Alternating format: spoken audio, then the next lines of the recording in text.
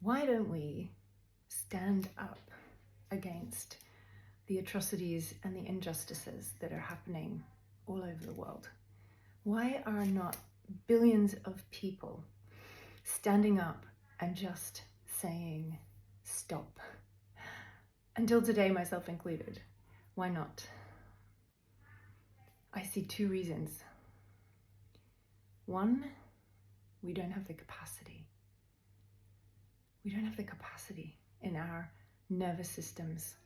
We have our own stresses and we're living our own complicated lives, and it doesn't feel safe enough to speak up. And within that, we have been conditioned not to speak up for what we want, for what our hearts really know is true. We've been taught not to make a noise from when we're really young, right? And we're afraid of getting it wrong. There are so many reasons for our nervous systems even to think about standing up, for our nervous systems to go into fight, flight, freeze or fawn, and from that sympathetic nervous system response, we're in survival mode. And survival mode is, I'm just taking care of my own life. I need to make sure that my life is safe in this moment. Whether there is a physical threat or a perceived threat, our nervous system goes into that, and what it's going to get you to do is to shh, don't say anything. Stay small. It's safer that way. Don't stand up for what you know is right. Don't stand up for what you know is true.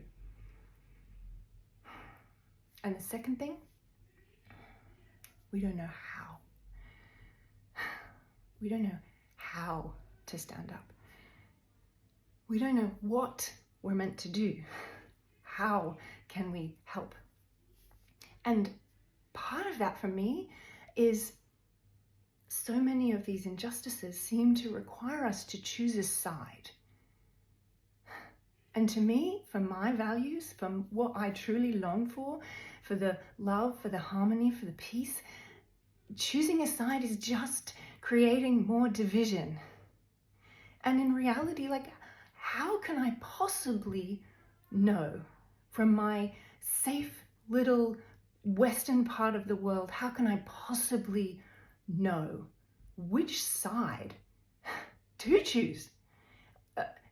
I don't know the history, the trauma, the rage, the anger. I don't know. I don't know, and I can't possibly think that I could, even if I was politically educated to the nth degree. We can't know. But what I can know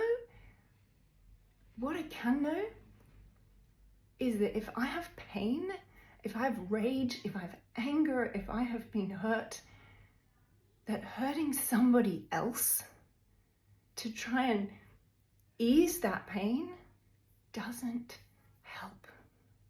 It doesn't help. The pain will still be there. In fact, the pain might be worse. There's so much noise out there already. Do I really want to add anything more to that noise, the stimulation that we're already so overstimulated, that trying to hold a regulated nervous system in the face of standing up for something that you really believe in can be really difficult.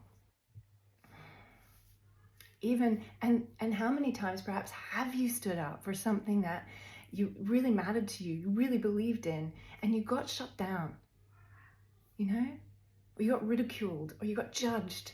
These mechanisms in our bodies that are trying to keep us safe, to keep us feeling like we belong, are so powerful. And so learning how to grow safety in our bodies and our capacity to be able to be advocates for what we believe is true. And what I believe to be true is that hurting other people, hurting other things, any living thing, that does not feel aligned with the love and the harmony and the peace that I believe in my heart. It does not. And so what I'm inviting in this conversation, why I'm sharing this with you, is another two reasons, right? I have these beautiful books that I've read with my son, and I want to share them with you because they have inspired this idea. I'm not trying to sell these books to you. I just want to credit where I got the ideas from. This book series, this is actually not the right book that's got the story in it. Tuiti Sutherland, Wings of Fire series, incredible, with these tribes of dragons that each have their own skills, capacities, qualities, but they don't intermingle. They don't like each other. In fact, many of them are afraid of each other. And there's this one scene with this huge battle scene between two of the dragon tribes. And there's this, I almost need to go back and read it, but I believe there's one of these dragons has this magical stone. And the magic that this stone allows to happen is that all of these warring dragons get a glimpse for just a moment into the lives and mind of their opponent, right? Imagine that just for a second. Like, you're there fighting someone and all of a sudden you know them intimately because you're in their head. And they realize this dragon has fears just like me, has a family just like me, right? And they stop. They stop. And I think the leader dragons are still like trying to get the armies to fight each other, but the people, they're not on the ground, they're flying in this battle scene, but like the ones, the army behind them, they can't do it anymore. It appealed to their common dragonality. I want to appeal to our common humanity, right? Humanity. Imagine if somehow we could speak into the minds and the hearts and the ears of everybody about to inflict pain on somebody else or something else. We can talk about the environment too in this. And we just were able to whisper, just stop. Just stop. Please, just stop. And the reason I like whisper is because, as I said, there's so much noise out there, right? We can make all sorts of stories about why adding my voice to this doesn't make any difference. Sure, and then what? And then I don't add my voice. So I really felt that it was important for me to get out and share this message. And so there's the other thing about the whispers. Oh, this is gonna make me emotional. I love this book so much. There's this beautiful book, The Boy at the Back of the Class, I've read with my kid multiple times, Anjali Q. Ralph, that shares the plight of a refugee kid who has been separated from his parents. And an incident happens in the book where it gets put into the newspapers, and one of the newspapers says, we're going to make an international appeal about this. And one of the sweet things that the little child that's sharing the story shares is wondering how far the worldwide whispers will reach to help this boy in this book that's Amit in this book find his family. And what I'm wondering, because she also says, when we all whisper together, it sounds like an ocean. And if we think about the power of an ocean, it makes me wonder. It makes me wonder, what if we all started whispering, just whispering, please, stop, just stop, just stop. Appealing to the common humanity. Oh, sorry. And now I also want to say,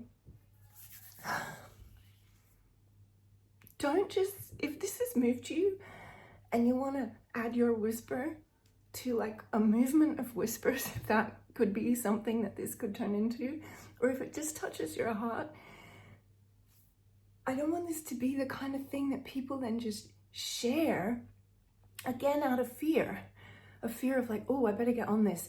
I better do this because I want people, I want to belong. You know, I don't want to be ostracized. I don't want to be cast out because I didn't do it.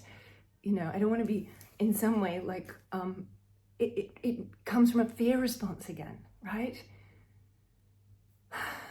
Check in with yourself first. And I would love people to share this message if they feel that it's one that could make a difference. Check in with your body. Can you find safety in your system first? And can you check in? Is it true for you?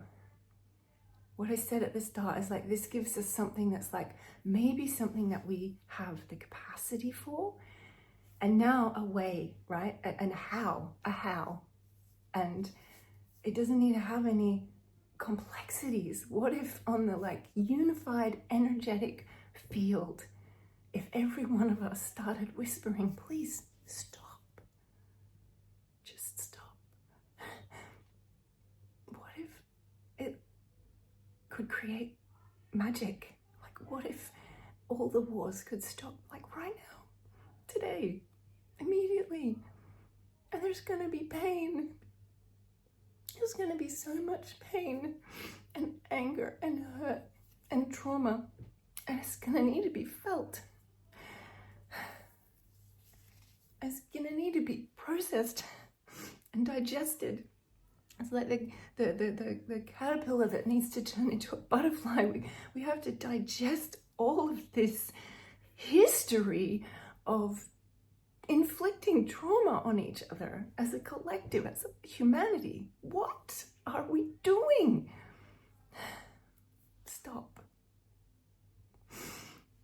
Please just stop.